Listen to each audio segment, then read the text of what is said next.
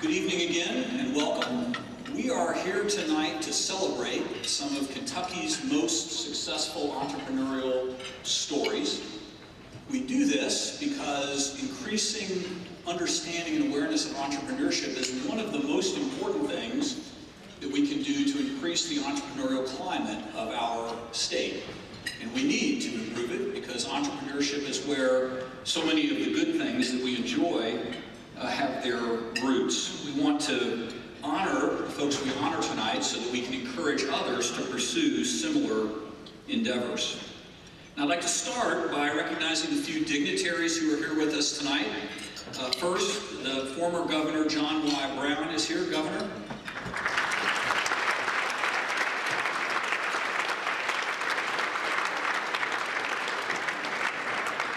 And Vivek Saran, who is the Interim Secretary for the Kentucky Cabinet for Economic Development.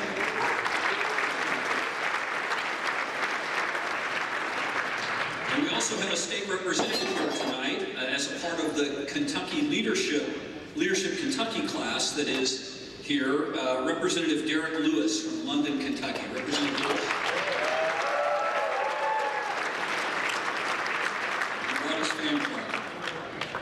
This evening could not be possible without the generous support of a number of sponsors. The names of many of those are appearing on the screen behind me. Would you join me in thanking them for being a part of our evening tonight?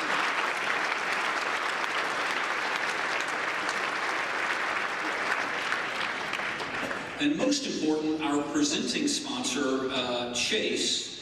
We're very grateful to Chase for their generous sponsorship for this event, not only this year, but last year as well. And at this time, I'd like to welcome Paul Costell, who's the regional manager for Kentucky for Chase, to the stage. Paul has worked in banking for over 30 years, 27 years for Chase and its predecessor organizations. He's been involved in middle market companies throughout that time, for financing growth. He's been on numerous boards, including the Kentucky Chamber Board, the Louisville Public Library Foundation, the Greater Louisville Project. He's the chair of the board of Maryhurst, Family and Children's Place, Leadership Louisville, and Downtown Development Corporation. So this man has made a huge impact in our community. Welcome, Paul Costell.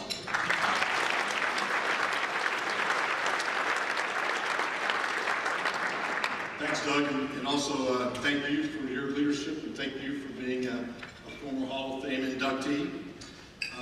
I'd like to also thank the Kentucky Chamber for putting on this event. It's a great event. I'd like to also thank the Kentucky Chamber for everything they've done, particularly the last several years, with their success in passing pro-business initiatives with our legislature. And congrats to our new leader of the Kentucky Chamber, Ashley Watts. Congratulations.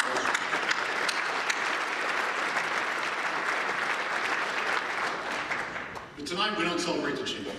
We celebrate entrepreneurship.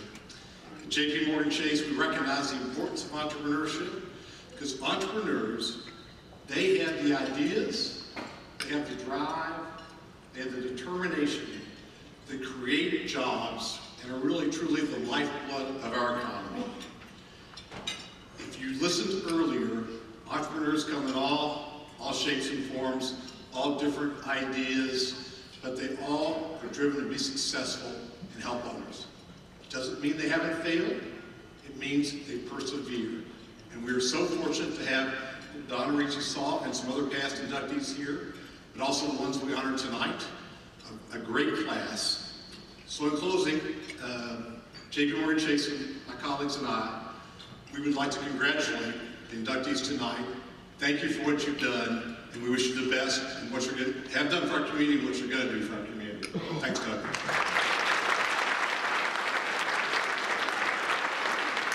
One more round of applause, please, for Chase, thanking them for sponsoring. Finally, we'd like to recognize the Friends of the Hall of Fame. Those names are up on the screen there. Would you join me in thanking them as well for their help?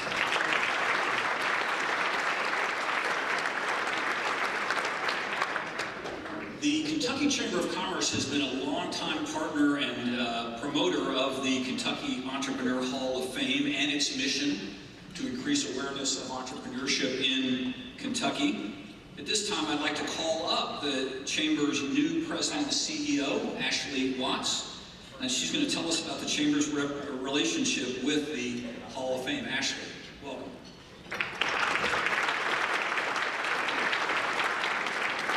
Thank you, Doug, and thank you, Paul, for the kind words. It's such an honor for the Kentucky Chamber to be included in this program, and I join in congratulating these successful job creators. Their willingness to take risks, dream big, and collaborate with those around them has resulted in growth all over the Commonwealth. Following tonight's induction, 40 individuals will be in this Hall of Fame. Many of these individuals have served on our board of directors of the Kentucky Chamber, and I can speak personally of their contributions to making Kentucky a better place to live and work. The Kentucky Chamber advocates every day on behalf of businesses to create a prosperous Kentucky, and these inductees have certainly helped to do just that. Our goal as your State Chamber of Commerce is to ensure that we create an environment that attracts and generates innovation, ideas, and the skilled workforce necessary to put those ideas into action. At this time, I would like to introduce one of those champions of innovation and one of the co-founders of this event, Brian Rainey. Brian is passionate about building an entrepreneurial community in Kentucky. He has started and invested in many companies. Currently, Brian serves as the CEO of Apex Software and CEO of Awesome Inc. Both Apex Software and Awesome Inc. help build the entrepreneurial spirit and community in Kentucky.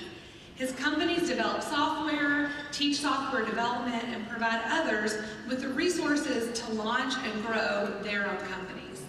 Brian is a graduate of the University of Kentucky College of Engineering. After graduation, he passed up many lucrative software development jobs to pursue his passion for entrepreneurship. He and his co-founders saw the creation of this software company as an opportunity to grow the high-tech community in Kentucky. 11 years later, Apex Software and Awesome Inc. have served hundreds of clients and employed dozens of Kentucky citizens. Their purpose is to help others pursue their definition of awesome. So please join me in welcoming Brian.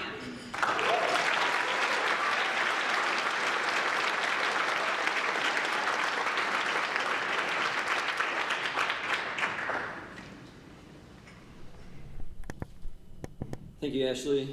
So the other day at the dinner table, my 17-year-old, she was observing my 4-year-old, and she was just noticing how easy she has it in life. She said, the life of a 4-year-old must be so easy. Everyone does everything for you. I watched as my 4-year-old ate food that was prepared by someone else.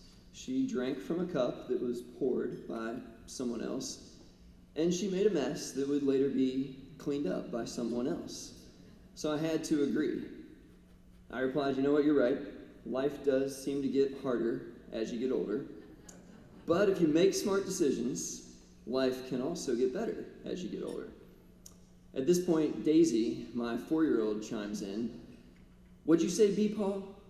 B-Paul is the affectionate nickname that I've been given around my house. It's meant to cover Dad, Grandpa, and a variety of other family relationships in my house. You'll have to ask me later about my family tree, but I would need at least another 30 minutes to explain everything going on there.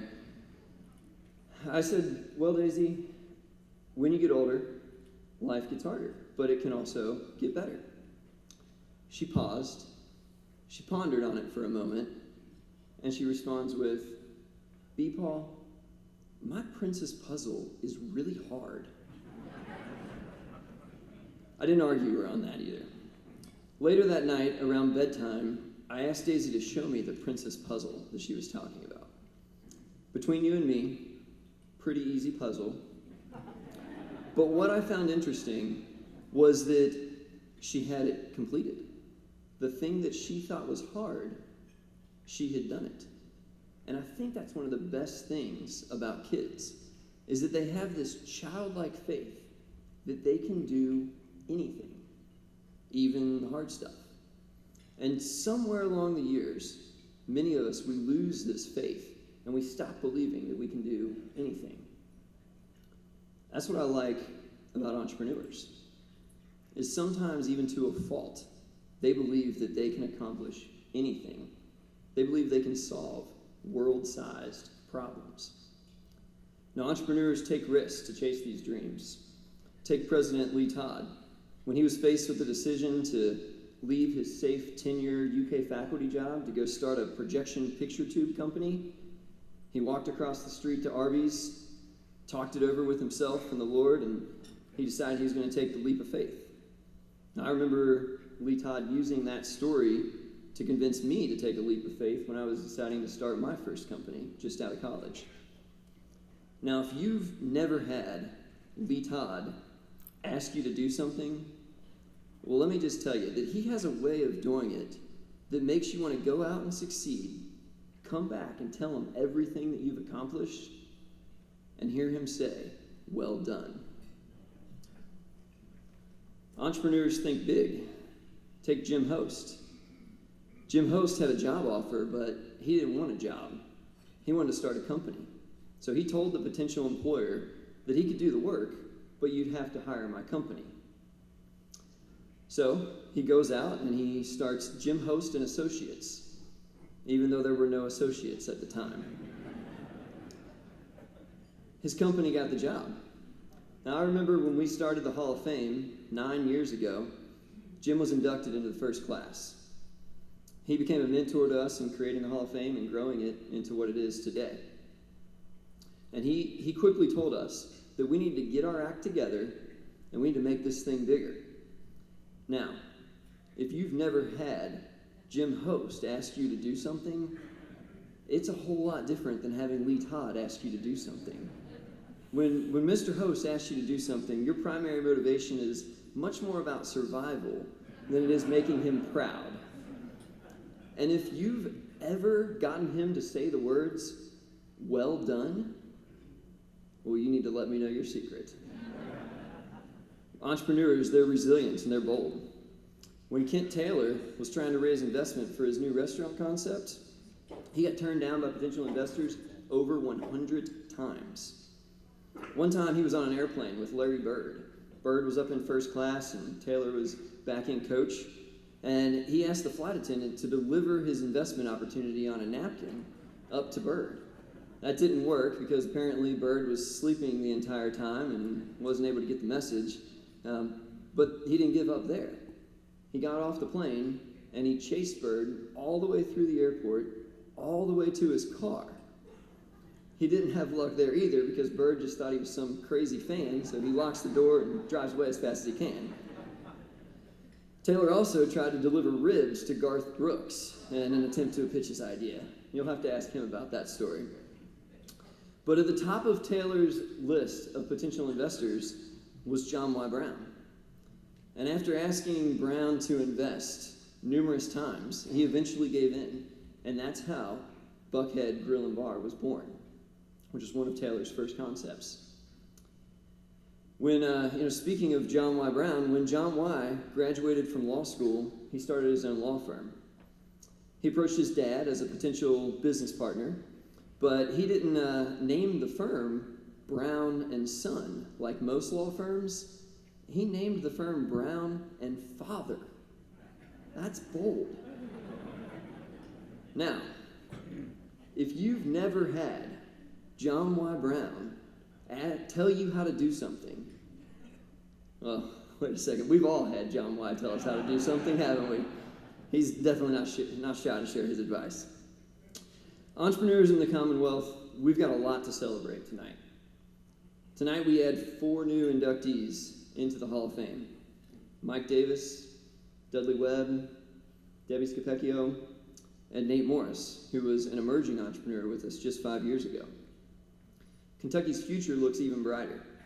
Tonight we have dozens of student entrepreneurs in attendance with us, including over a dozen from the Governor's School of Entrepreneurs sitting in the back there. If one of these students happens to come up to you, if they're bold enough to strike a conversation with you, please give them some of your valuable time and perhaps even ask how you might be able to help them out. Because I believe it's true.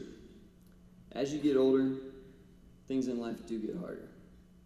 Problems get bigger, relationships get more complicated, burdens get heavier. All that baggage from our past, it adds up, and we often forget what it was like to believe like a child. What it was like when we believed that we could actually do the hard stuff and we could achieve our dreams. I also believe that if everyone sees what just a few people become when they take risks and they embrace their dreams, others will awaken and follow. Belief in oneself is contagious. When one of us takes action based on the belief that we can accomplish the hard things, we give each other permission to believe that perhaps we can all do just that. Now, it's difficult to be in a room like this, among company like this, and not be inspired to pursue your definition of awesome. So it's my ask of all of you tonight that whether you're completing a princess puzzle or you're trying to take on and solve world-sized problems, don't lose your childlike faith that you have what it takes to do the hard things. At this time, I would like to ask the previous...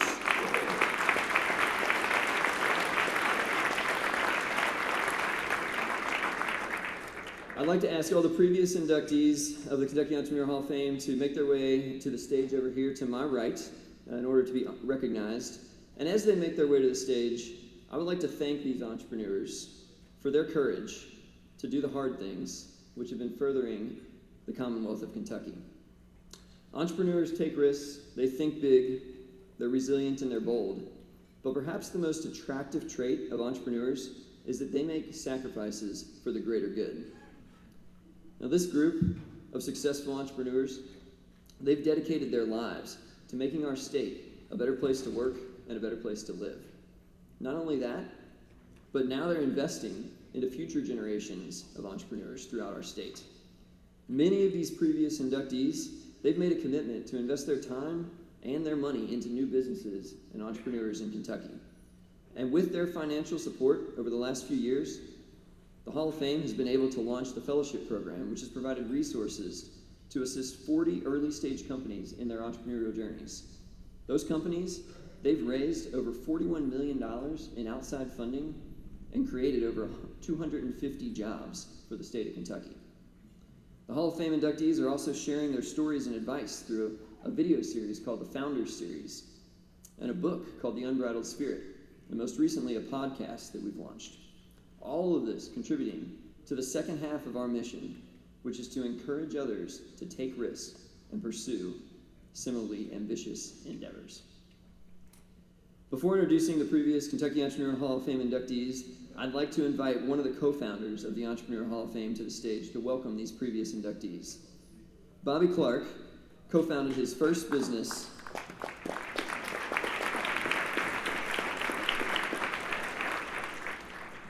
Bobby co-founded his first business at the University of Kentucky in 1981, UK Student Agencies.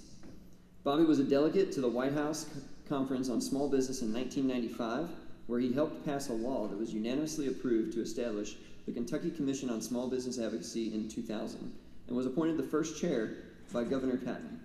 Bobby is currently co-founder of Midwest Clean Energy Enterprises, founder and president of Sustainable Business Ventures, and co-founder of the Kentucky Entrepreneur Network.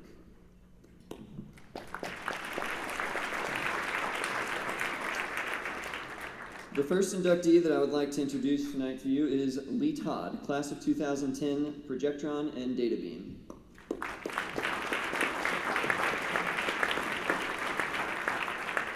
Jim Host, class of 2010, Host Communication.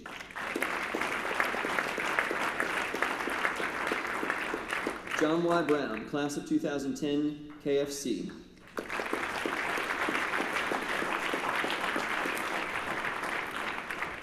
Dana Bowers, class of 2011, iPay Technologies.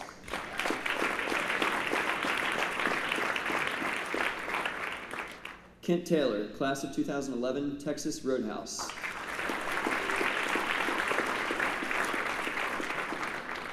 Bruce Lunsford, class of 2012, Vincor Ventus.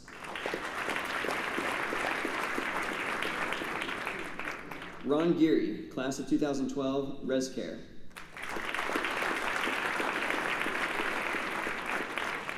Billy Harper, class of 2013, Harper Industries.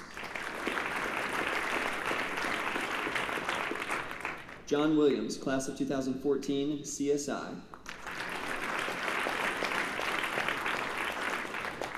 Kent Euler, class of 2016, High Speed Access Corp. and OPM Services. Doug Cobb, class of 2017, the Cobb Group. Joe Steyer, class of 2017, Signature Healthcare.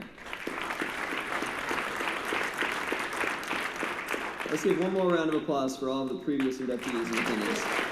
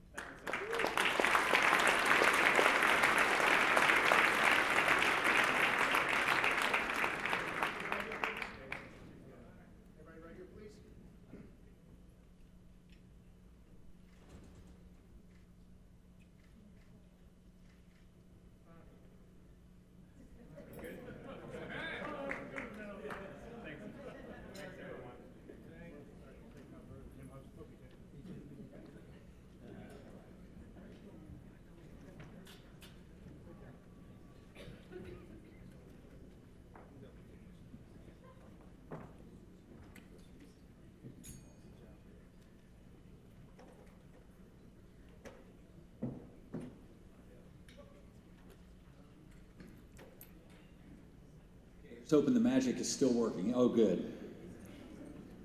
Before we introduce this year's Hall of Fame inductees, we have a couple of other awards we would like to present.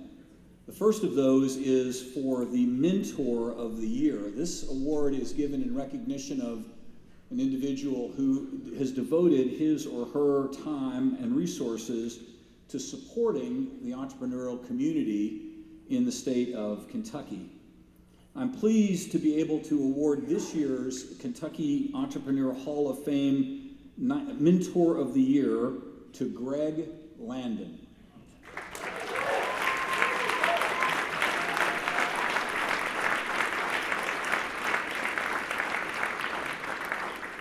Greg works with early stage technology companies and related programs in the Louisville area. He's an advisor, a board member, an investor for several software startups, and he's a member of the investment committee for two of Louisville's angel investment funds. He's active with accelerator programs, including Accelerator Health, the Vote Awards, Velocity Indiana, and Nucleus Launch It. He's worked with more than 100 seed stage startups throughout his career. He's been on the board of Venture Connectors and GLI's Enterprise Corp, as well as Louisville Metro Civic Innovators Advisory Board. He was part of the executive team that led a company called Efficient Networks from a venture-funded startup to an IPO. This is a broadband internet equipment company, an IPO, multiple acquisitions, and then finally a subsequent sale to Siemens. And he was responsible for product strategy and marketing and contributed to business development with that company. Please join me in recognizing Greg as the 2019 Mentor of the Year.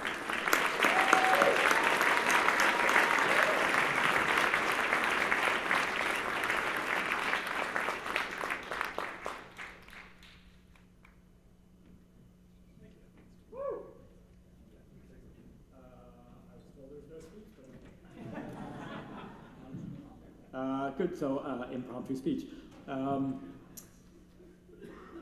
So I actually got this data from Lisa Bajordas back there when she was with Enterprise Corps.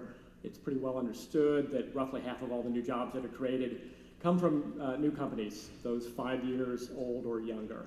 And so it's kind of one of those existential things for Kentucky and for everywhere, honestly, to be able to create new jobs.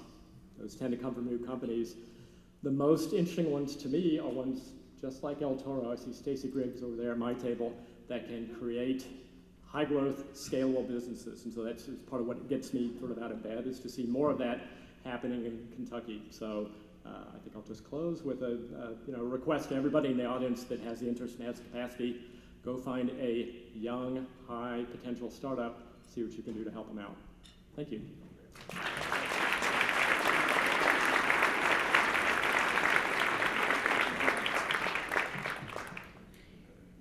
The second award is the 2019 Investor of the Year Award.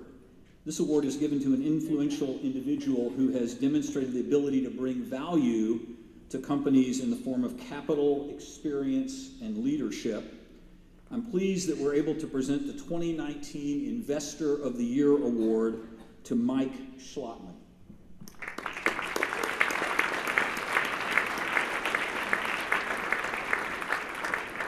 Mike joined Kroger in 1985 and held a variety of leadership positions in accounting, including vice president and corporate controller. He was named group vice president and chief financial officer in 2000 and senior vice president in 2003 before being named executive vice president and CFO in 2015. He's a 1979 graduate of the University of Kentucky, and in 2016 was inducted into the Gatton College of Business and Economics at UK. He was named the 2019 Northern Kentuckian of the Year and serves as the chair of the Cincinnati Northern Kentucky Airport Board. He and his wife live in Kentucky and have one son. Please join me in recognizing Mike as the 2019 Investor of the Year.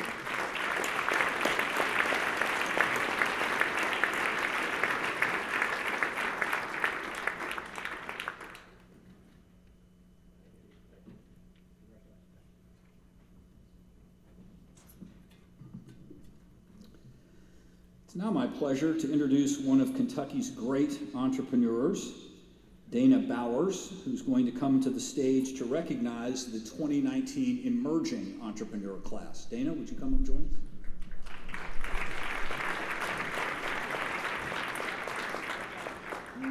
Thanks, Doug. Part of the mission of the Kentucky Entrepreneur Hall of Fame is to encourage future generations of entrepreneurs to pursue ambitious endeavors similar to those that have been achieved by the entrepreneurs that have already been inducted into the Hall of Fame. The Emerging Entrepreneur Award recognizes up-and-coming entrepreneurs who are showing progress towards this goal. And so, it's an honor to be able to introduce this year's Emerging Entrepreneurs. Our first one is Demetrius Gray. Sure.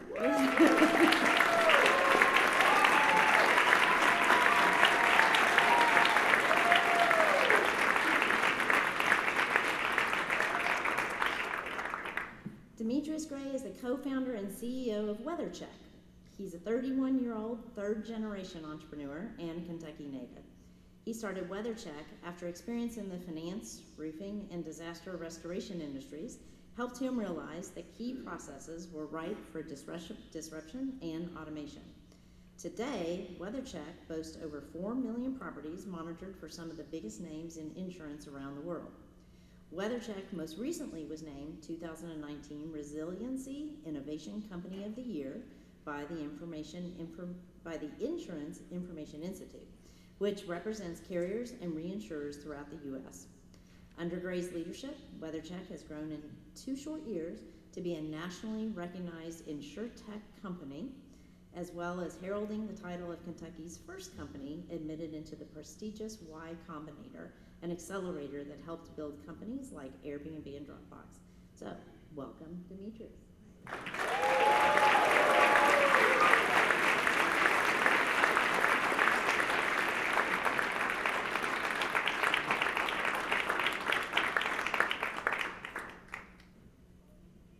Yeah, 2-minute speech. So ultimately, first of all, I got to say thanks to some of my role models, Allison Wade Houston, who were early on our cap table, Michael Boone, my family, my wife, and daughter and mom and father-in-law, who were really encouraging in the beginning, right, when it was super, super hard. Today, WeatherCheck is growing really fast, and so it's kind of a crazy time. But it's people in this room who really kind of help us to keep going. And so I can't say this without saying, sign up for WeatherCheck. You can sign up your house every single, and I will know, right? You got all the analytics. But I'll leave you with this final quote, and it's my most favorite. Jermaine's gonna laugh. But it's Winston Churchill who said, success is not final, failure is not fatal. It's the courage to continue that matters. We have to continue.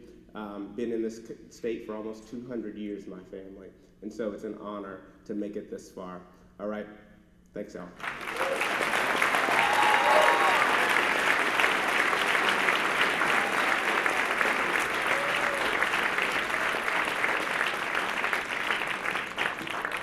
All right, well, our next emerging entrepreneur is Jonathan Webb.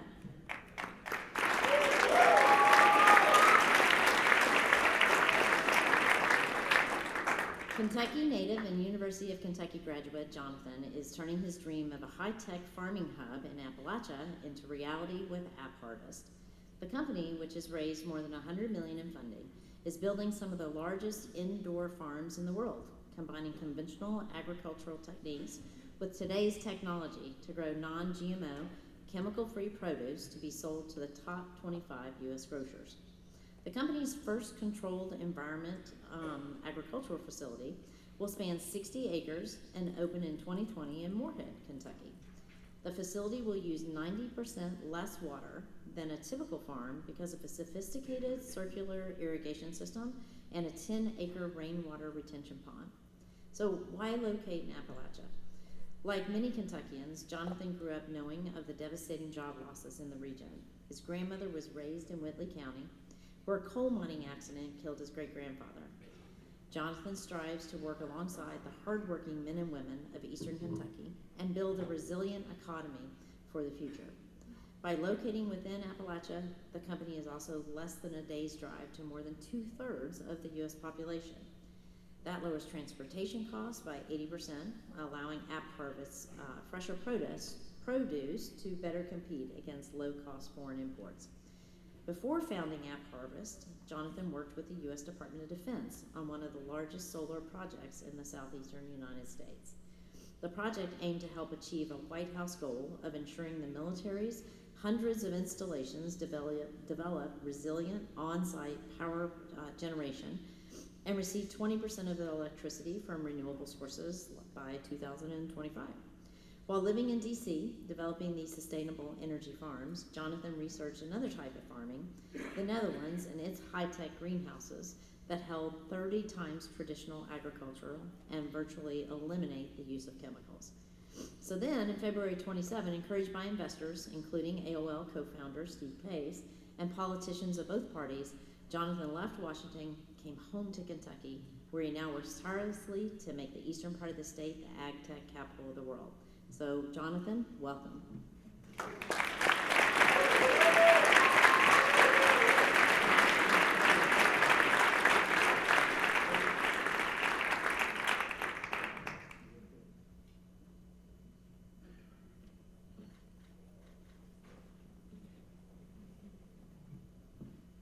Well, folks, when I first came back to Kentucky, I grew up here in Kentucky and went to the University of Kentucky. I first came back with not much more than a backpack and a laptop. Somebody took a meeting, was Jim Host. Mr. Host, weren't a whole lot of people believed in this early on, but you were, and now we've got this facility under construction and launched in the middle part of summer. second person that I looked up to for quite a while was legendary entrepreneur Nate Morris. I got a hold of Nate early on. Nate didn't flinch when I told him what we were trying to do. He said, all right, how do we make this happen? Thank you, Nate. It's been quite a whirlwind the last 18 months, and I'm Steve, founder of AOL Invested, met with heads of state. We were with Secretary Perdue in DC last week. Many people ask, who do I look up to as an entrepreneur? It's a man with a high school degree, selling rooms door to door when I was born.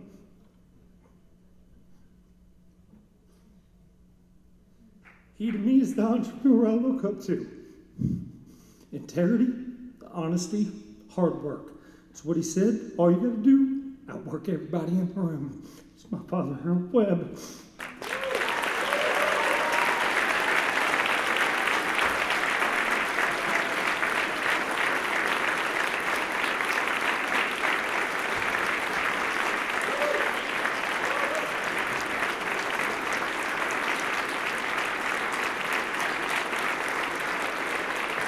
As Kentuckians, we gotta support each other.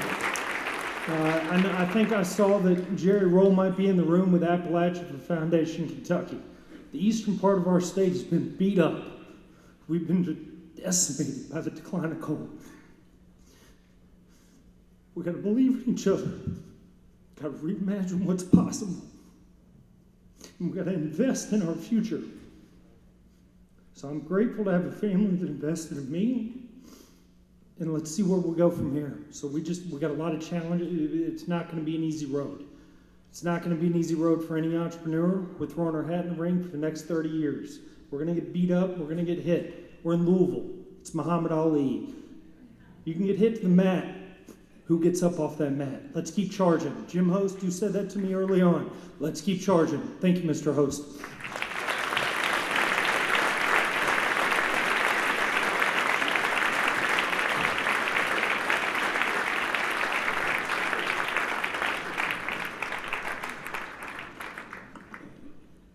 Now we come to the main event, the induction of our 4 honorees into the Kentucky Entrepreneurship Hall of Fame. Our first honoree tonight is Michael Davis, founder and CEO of Appriss. Please watch this video and learn a little bit more about Mike. Michael Davis is a co-founder and CEO of Appriss, a Louisville-based technology business focused on its mission of creating knowledge for good. As a lifelong entrepreneur, Davis and his partner Young Nguyen launched Appriss by inventing Vine, the nation's first automated victim notification service. Today, Vine is used throughout the country, keeping millions of crime victims safe and informed. Over the last decade, Davis has led Appriss's transformation into an international data and analytics business focused on safety, risk, and fraud across multiple markets. The company has grown by taking on complex national challenges faced by law enforcement, exposing fraud across multiple markets, and addressing the nation's challenges with drug diversion and addiction. Appriss is the only Kentucky company to make the list of our state's 50 fastest growing private companies for 20 years in a row. In 2019, Appriss was valued in a market transaction at just under $1.3 billion, making it one of Kentucky's few privately held startup tech companies to achieve $1 billion in market valuation, which qualifies it as a Forbes magazine unicorn. Davis is a 2-time winner of the Ernst & Young Entrepreneur of the Year Award. Congratulations to Michael Davis on his Hall of Fame induction.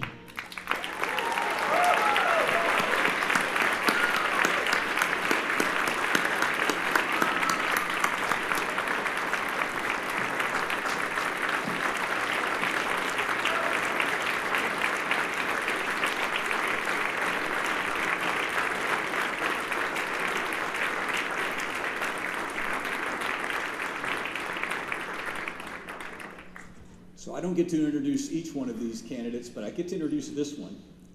And I'd like to tell you a story about Mike Davis. It was almost 25 years ago to the day that I first met Mike. My partner David Jones Jr. and I had formed Chrysalis Ventures. And we were hearing from every entrepreneur, I think, in the state of Kentucky and probably all the surrounding states who wanted money for their ventures. I was at home one night doing the dishes. The phone rang. Somebody on the other end said, "Is this Doug Cobb?" "Yes." "Is this the Doug Cobb of Chrysalis Ventures?" "Yes." "Well, I've got this great business." And I start to roll my eyes. And I say, "Well, here's how you have to do. You have to get me a business plan, send that in, we'll read it. If it's good, we'll talk some more." I hung up the phone and I said to my wife, "I'm sure I'll never hear from that guy again." And what Mike said to his partner Jung on the other end when he hung up is, "I think we've got a deal." That call was the beginning of a 25-year friendship, a 20-year business association. It was the beginning of a company, Apris, that I was privileged to be involved with as the first investor, and then for 10 years as the CEO. And as you heard, the current state of that company is a company with a market capitalization of over $1 billion. A real Kentucky success story.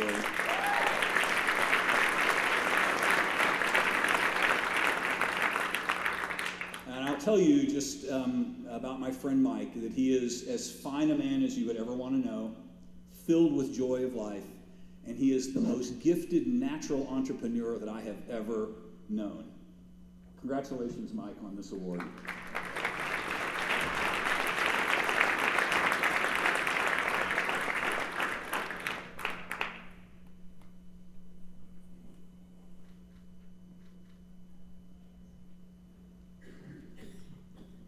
Wow, thanks so much, Doug, for the kind words. And I'm going to start by telling you this is something I never would have imagined, being in the Kentucky Entrepreneur Hall of Fame. And when Ron Gary called me some months ago and said, "Hey, you've been nominated," I was surprised. And then Doug called me later and said, "Hey, you're going to be inducted," and I was blown away. And then I got on the website and I see, Governor Brown and David Jones, who we're all still grieving over, and who I worship and just listen to every word he ever said to me. Junior Bridgman, and I still couldn't figure out why I would be a part of this type of an organization. But, I think a lot of entrepreneurs have similar characteristics. We hear it all the time. They believe in their ideas. They want to change the world. They work really hard. I think more important than anything, they persevere. But for myself, and I think most entrepreneurs, they don't do it alone. They never do it alone, and in my case, that's been particularly true.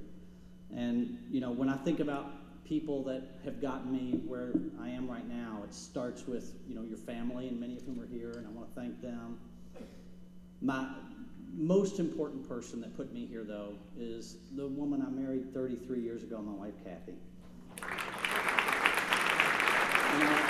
What you ask of your spouse, it's not fair, it's not right, the sacrifices they make along the way, and she should be right here next to me. If she wouldn't kill me, I would make her come here right next to me, but I can't do that. But there's another person, and you've heard his name, Jung Nguyen, as co-founder. Apris doesn't start without him, and it certainly doesn't survive the first few years without him. And it's an amazing story how a kid from Bullitt County connects in with a first-generation immigrant who walks out of Vietnam and lands in Louisville, Kentucky. But that's a partnership and a relationship that's 30 years old, and it's one of my most cherished. So thank you, Jung. You can tell from Doug, our relationship is so close. Doug was the first guy really to believe in Jung and I, and he really helped us think through a business. We had no idea what we were starting to do. And for him to not only invest, but then later come and join us as a CEO and a mentor. And for 9 years, it's where I learned really how to be a CEO from you, Doug. And thank you so much for that and our friendship for 25 years. And then finally, I have to tell you, Ron Gary, he's been on our board for 8 years, and there's nobody who I've felt more excited to get to know as a serial entrepreneur and just a optimistic cheerleader who helps you just get excited about everything you're doing. And so I really want to thank Ron for everything he's done for us and that continues to do. And then the last group I have to thank is our Apris colleagues. You never build a company alone, and many of our folks are here, and our executive team is the strongest I would have ever guessed we would have seen in this business. They're so talented, they're great leaders, They're great people, and they are who drive our growth today, and we're just getting started. I mean, I literally believe this company will be 3 or 4 times its size in the next 5 years, and it's because we've got a team that's just fired up about driving our mission. So there's 3 things I'm going to leave you with that I'm really reflected on, that I'm proud of. And the first is that we've built a scaled tech company in Louisville, Kentucky, and it wasn't long ago people didn't think that was possible, but it is possible. And when you look around and you see these entrepreneurs and who are all over our state that are starting tech companies, I really believe Kentucky can be a technology player, and we're on our way. So that's exciting to have had a part in that. Second, Appriss has always maintained a North Star. Our mission, Knowledge for Good, is just another way of saying doing well by doing good. And whether we're helping crime victims, or we're helping catch criminals, or fight substance abuse, or prevent fraud in the country, these are missions that make communities better, and it's why our people come to work every day. They're excited about the mission, and we've been able to maintain that very positive mission for 25 years. And then the last thing that I'm most proud of is I look back over 25 years, and there have literally been thousands of families flow through this business. People who paid their mortgages and put food on the table, sent kids to college. And that's really the role that entrepreneurs are all about. It's not about money, it's not about fame, it's about creating opportunities for other people, and this company has done it, and it continues to do it, and I'm excited about that. And so I want to thank Brian, Awesome Inc., I want to thank the Hall of Fame, and again, thank everybody for coming tonight. Appreciate it.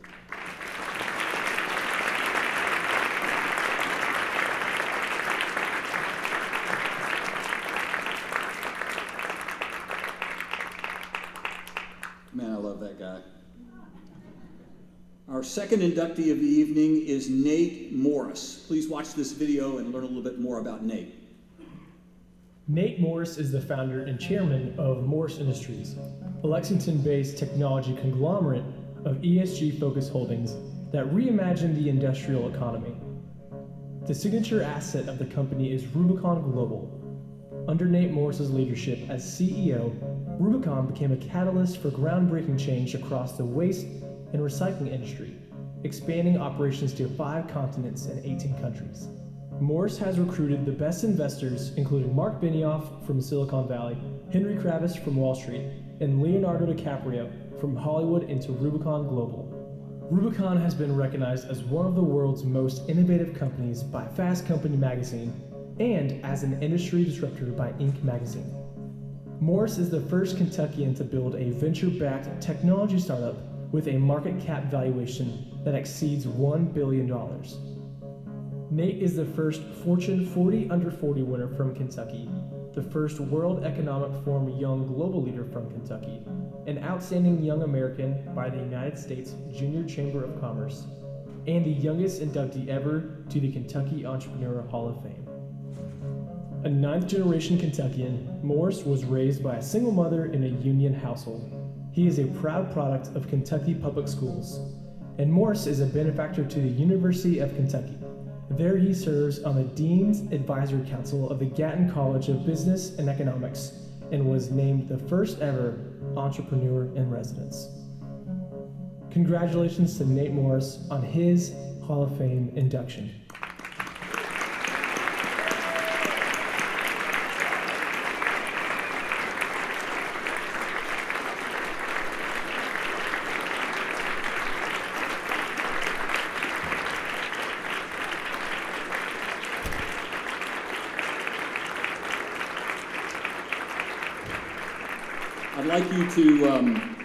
I'd like you to welcome Jane Mosbacher Morris, Nate's wife.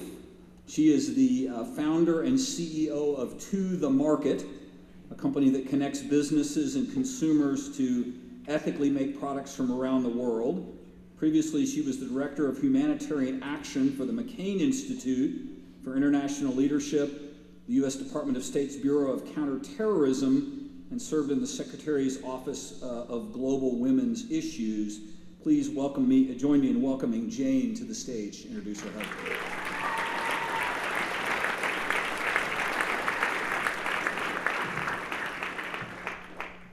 Thank you for that introduction, and good evening, everyone. It is a huge pleasure to get to be here and an even bigger honor for me to have the opportunity to introduce my favorite person in the world, my husband, Nate Morris. I met Nate in the summer of 2010 on a blind date. And at the time, I was living in Washington, D.C., and he, of course, was living in Kentucky. This was long before the height of social media or online dating apps, and so neither of us really knew what to expect or even had a strong sense of what the other one looked like. In fact, if I remember correctly, I had been emailed a very grainy black and white photograph of Nate that included him somewhere in the back of a group of people that were apparently attending the Kentucky Derby. This was my first glimpse into Nate's very deep commitment to this Commonwealth. Despite the fact that we knew very little about each other, it turned out to actually be love at first sight. We spent that first evening talking about our family, our faith, our careers, and our vision for both of our lives. And on this first date, Nate boldly declared that we would get married. And that someday he would buy us a house in Kentucky's rolling hills, and that we would raise a family in his favorite place on earth.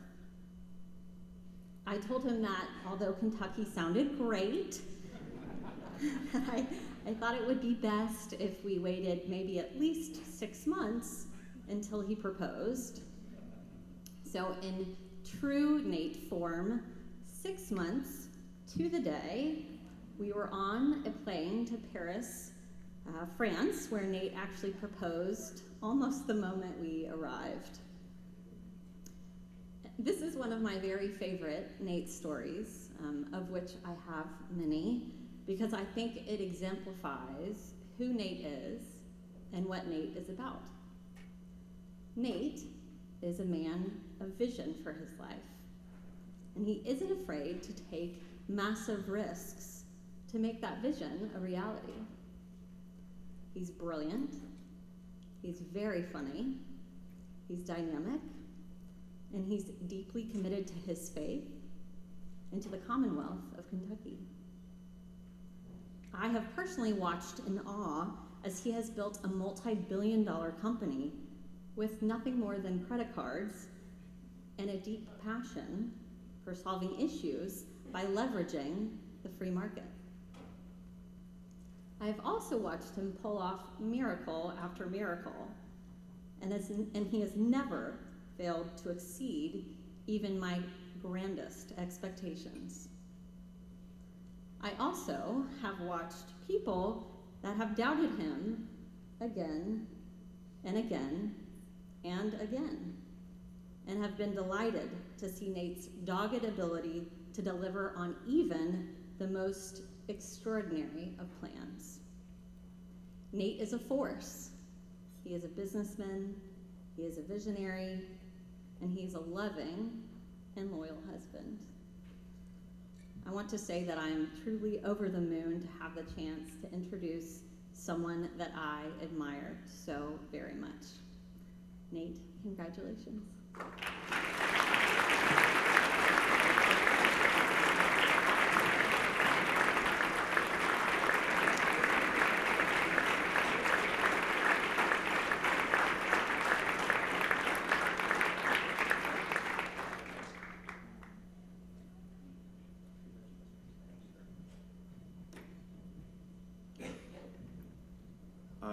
I truly feel like the luckiest person in the world right now. And Jane, thank you so much for all you've sacrificed to make this night happen, and for all your support and all the encouragement and inspiration that you've given me as we've been building Rubicon over the last decade. And I look out tonight and I see so many of the people that I admired and looked up to since I was a kid. I had a chance to chat with Governor Brown before the evening started, and as a kid, he was everything to me. And I can't believe to be on a list with so many of these incredible entrepreneurs like him and others. And I thank those, as well, those inductees that believed in us from the very beginning. Bruce Lunsford, Chris Sullivan, Bill Gatton, thank you all so much. And thank you to Brian as well for creating this incredible body of folks and this brain trust that I believe is transforming our Commonwealth through assembling the best and brightest and grooming the next generation of leaders and helping to transform our state. You know, I wouldn't be here tonight if it wasn't, first and foremost, for my mother. And a great Kentuckian once said, "For all that I am or ever hope to be, I owe to my angel mother." Abraham Lincoln said that, and that remains true for me. And so I'm so grateful to her and her sacrifice. She was a single mother, and like all single mothers, we had our ups and downs, we had challenges, but she instilled in me a vision for the future and a hope for what life could be, and a hope for the promise of what was in store. If you work hard, you do the right things, you show up on time, and you have good character. I've tried to live up to those things that she taught me, and I'm just so grateful for the sacrifice and all the hard work and all the things that she gave up to make this possible. To my grandfather, who's here tonight as well, I'm very proud that I come from a union home, and the union taught me a lot as an entrepreneur. It taught me to treat people right, to treat working people and working families right. And he used to tell me, he said, "Look, son," he said, "there is no reason for a union if companies do the right thing." And as we were starting Rubicon, one of the first things that we did was we said, "Look, we are not going to charge any of the folks here at Rubicon, we're not going to make them pay for any of their health insurance. We give it to them." And that all came from him and the values that he taught me from growing up in a union household. So I'm so grateful for that.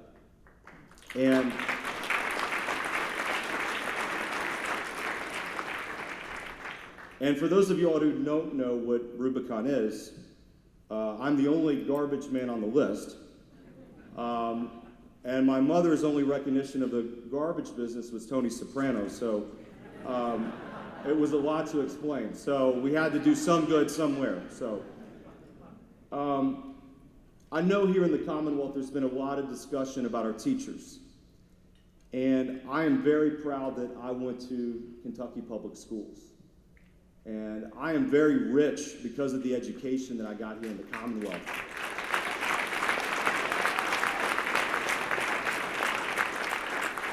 And there's someone here tonight, my elementary school principal, Charlene Bush. Please stand up.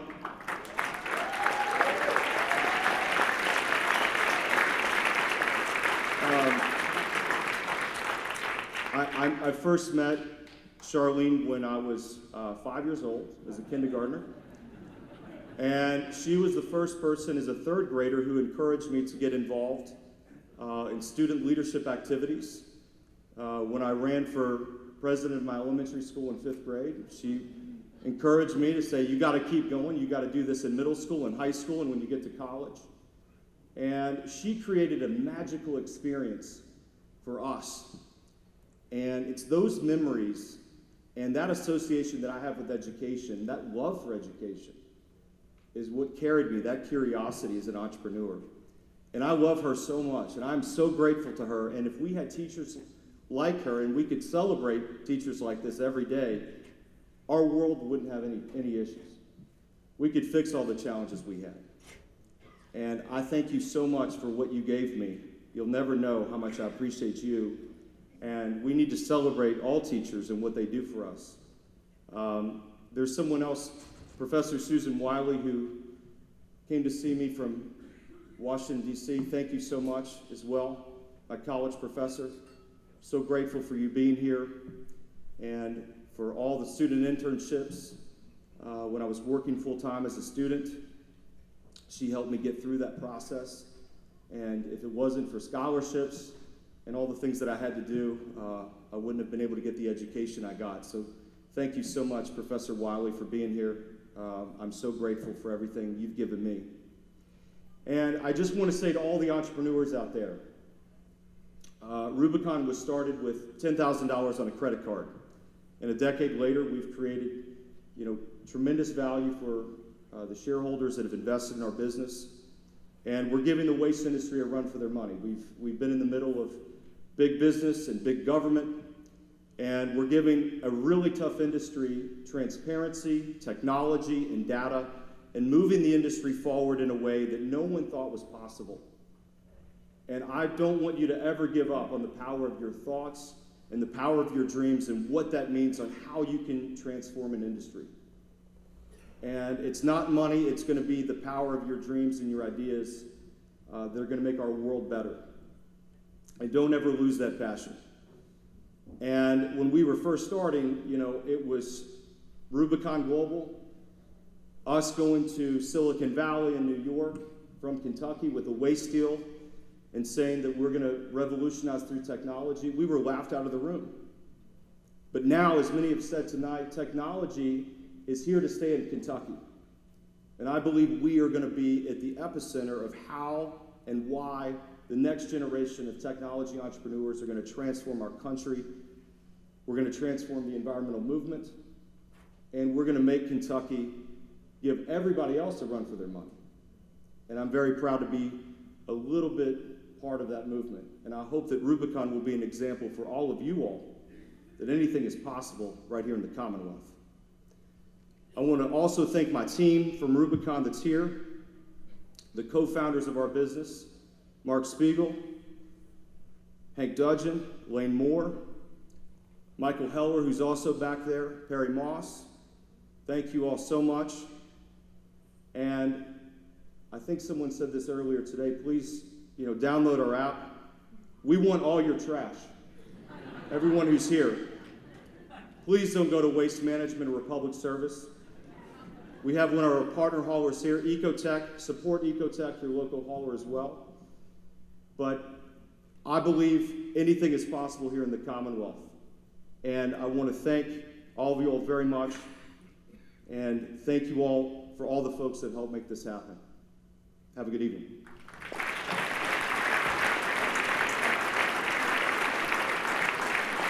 This is not on the script, but 5 years ago, I handed Nate the Emerging Entrepreneur Award, and I said from the stage, one of these days he'd be back, and he sure did.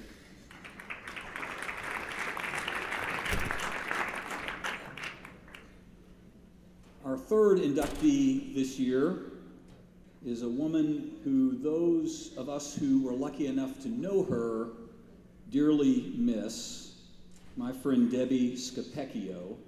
Please take a minute to look at this video about Debbie. In 1987, after 15 years in the ad business, Debbie Scapecchio decided to take her considerable energy, vision, and determination to create her own advertising agency. Since then, the agency she founded as Creative Alliance, now known as Scapecchio, has grown from a 3-person creative shop to a top 100 national independent agency. The place is infused with an energy that, by everyone's account, emanates from the top. People use words like driven, passionate, and accomplished to describe Scapecchio's founder. And in the same sentence, they use words like integrity and service. Debbie attributed the success of the agency to its blend of the very best talent with a dogged commitment to its clients' businesses. Debbie's highly profiled business achievements earned her numerous honors, including Top Kentucky Woman Business Owner of the Year, the second woman inducted into the Kentucky Business Hall of Fame, Business Leader of the Year from Business First, Heart of the Community Award from Women for Women, Entrepreneur of the Year from the Kentucky Small Business Development Center, and an Entrepreneurial Excellence Award from Working Women Magazine, among many other prestigious awards. Congratulations to Debbie Scapecchio on her Hall of Fame induction.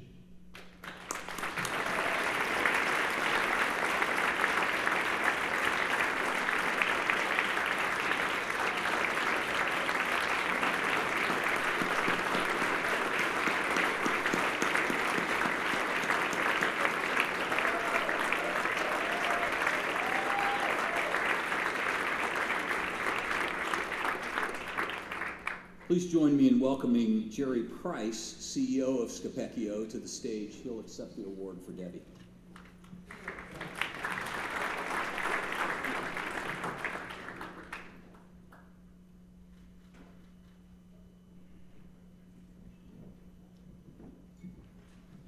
Good evening and thank you.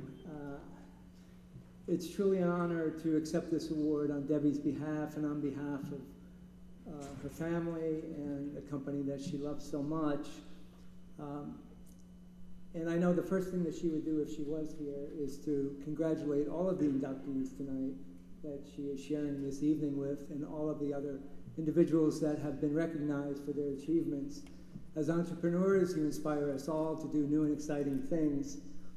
And I listened to many of you speak, and you talk about the struggles that you went through to start your business. Well, you ain't got nothing on Debbie, okay?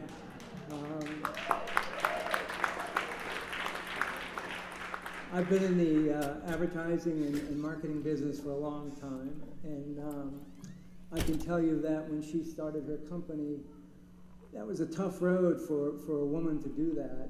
It was clearly, watch Mad Men, just go, there's your education right there. So, you know, this is extraordinary. And if you look at your program tonight, I thought it was also interesting. I was talking with my colleague, Tony Clem, and we noted in the program that Colonel Sanders was another individual that was posthumously awarded into the Hall of Fame, and KFC was Debbie's first client. And I think she's looking down, feeling pretty good about that. And certainly, like Colonel Sanders, she was a wonderful showman. There are a lot of characteristics of a successful entrepreneur. And when I think of Debbie, I think the one that most applies is optimism. She really believed that tomorrow is going to be a better day. And her take on the business was, you know, let's not worry about what can go wrong, but let's put our energy into what can go right about the business. And a lot has gone right with Scopecchio and the business that she founded. Today, it has evolved into a private holding company with a collection of thriving and profitable businesses located in Louisville, Cincinnati, Orlando, now Toronto, and now Los Angeles. Hundreds of our partners serve an important portfolio of clients, providing distinct services in advertising, e-commerce, design, direct marketing, experiential activations, and now business transformation consulting. And while all of these steps have been carefully crafted from an organic point of view or strategically acquired, they were all born out of the same confidence and optimism that Debbie imbued into the company. On behalf of the Ovari Group, of which Scopecchio is now a part, and all of its partners, I'd like to thank the Kentucky Chamber for remembering Debbie this way, and I'd like to thank all of the people that have worked with Debbie over the years. I know that she would say that you helped me get here. I miss you terribly. But she's looking down on us tonight and is extraordinarily happy that the city she loves so much and the state that she loves so much has awarded her this recognition. Thank you.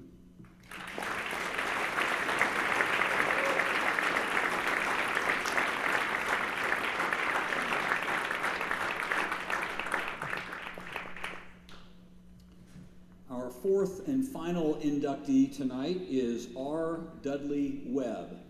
Please join me in watching this video.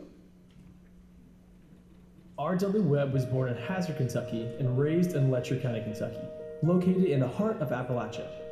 He is co-founder of the Webb Companies, headquartered in Lexington, and currently serves as chairman of the board of directors.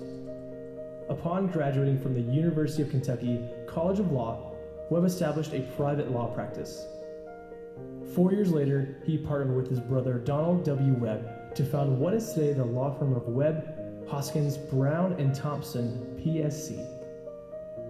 In 1972, the Webb brothers entered real estate development and investing, and formed the Webb Companies, a consolidation of design, development, construction, and real estate functions.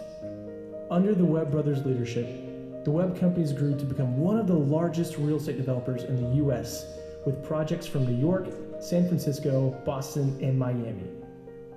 Today, Webb Companies continues to focus on development of new projects, including the $200 million City Center mixed-use complex located in the heart of Lexington's Central Business District, which opened in the fall of 2019.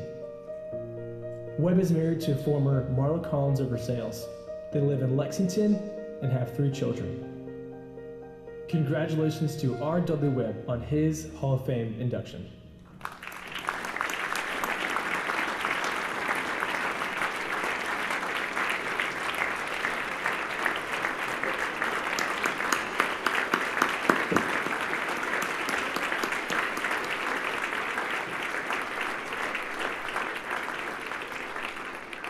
Please welcome to the stage again Jim Host, a Kentucky Entrepreneur Hall of Fame inductee.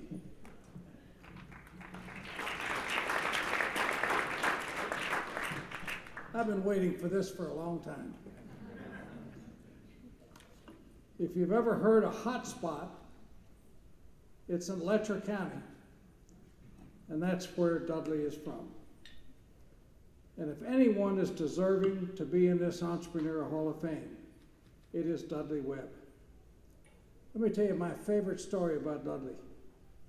I knew Lexington could get the 1985 Final Four if we just had another downtown hotel to go along with the already existing Hyatt Regency next to Rupp Arena. Dudley said, "I'll put a bulldozer next to a sign stating that the Radisson is being built on this site," which happened to be across the street from the Hyatt, and the sign said, "Site of the Radisson Hotel, coming soon."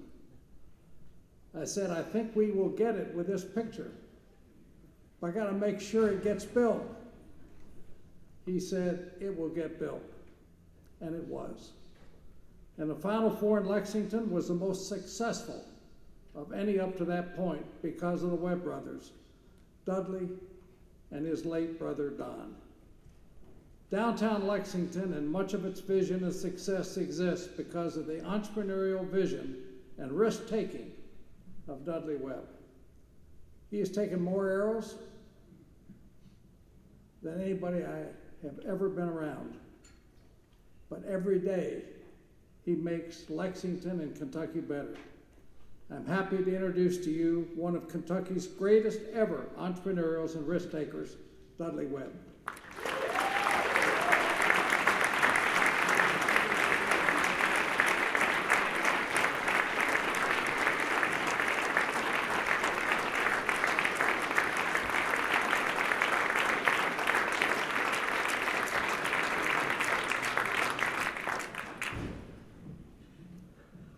Thank you, Jim.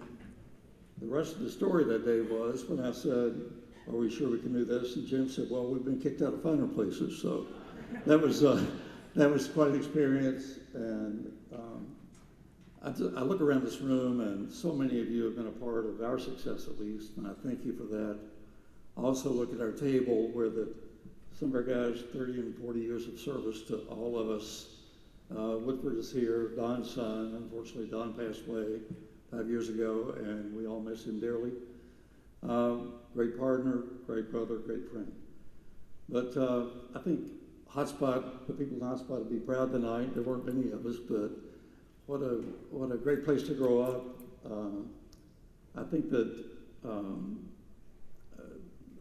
as I think back on it, there were many challenges. One of my favorite quotes when we talked about Abe Lincoln earlier was Abe Lincoln, who said, if it should be done, we will find a way. And that's been part of our philosophy, I think, through the years. The City Center project in Lexington is going to be wonderful.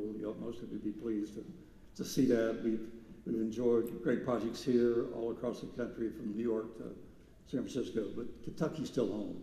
It's a special place. And I think those that have been in our service, our lenders that are in the room, our partners that are in the room, my lovely wife who has put up with me these years, and the new partners that we have in the City Center project in Lexington, the Greer companies, and some of their folks are here as well. And Greer's a Letcher County boy that did well, and He's already a member of the Hall of Fame, and that's just wonderful. But what a special group. I just look around this room, and we have lots of great memories with all of you. We've been through wars together. But I think back about what made the difference, I think, with most of the folks in this group. And many of you in this room are entrepreneurs, so you can appreciate this as well.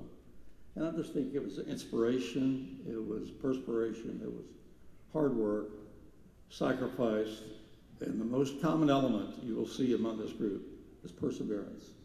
And we stick with it, we believe and strongly, we stuck to our values, and we did something each of us, all of us in this room, have focused on is making a difference. And I think we've done that. So it's a great honor for me to accept this nomination. I'm pleased to be admitted to the Hall in behalf of all those who made this possible, and I thank you for allowing me to do this.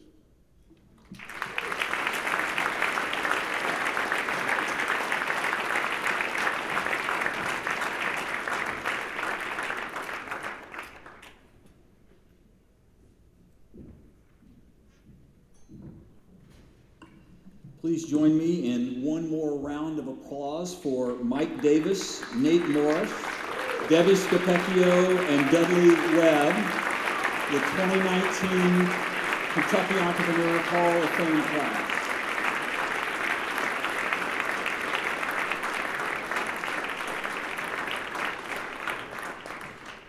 I would like to finish by thanking our sponsors again, especially Chase, and to thank all of you for being here to celebrate this evening with us. Now let's get out there and create some jobs and create some wealth. What do you say? Good evening. Thank you so much.